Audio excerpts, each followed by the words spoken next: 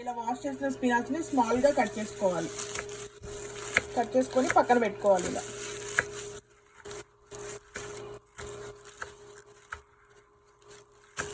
వేడైన తర్వాత ఆవాలు, మినపప్పు, శనగపప్పు, జీలకర్ర వేసుకొని ఫ్రై చేసుకోవాలి. ఫ్రై అయిన తర్వాత ఇలా కట్ చేసుకున్న పాలకూర వేసుకొని ఫ్రై చేసుకోవాలి.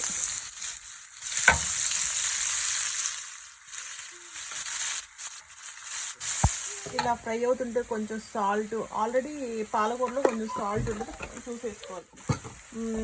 పసుపు వేసుకొని కలుపుకోవాలి.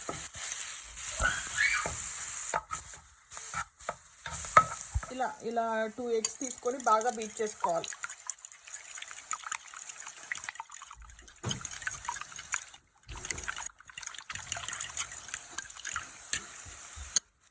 ఇలా ఫ్రై అయిన పాలకూరలో వేసుకొని ఫ్రై చేసుకోవాలి.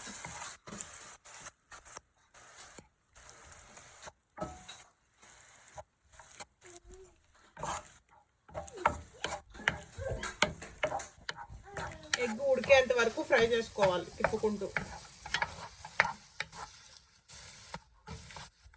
ఎగ్ ఇలా ఫ్రై అయిన తర్వాత 1 స్పూన్ కారం వేసుకొని కలుపుకోవాలి. ఒక 1 minute వరకు ఫ్రై చేసుకోవాలి.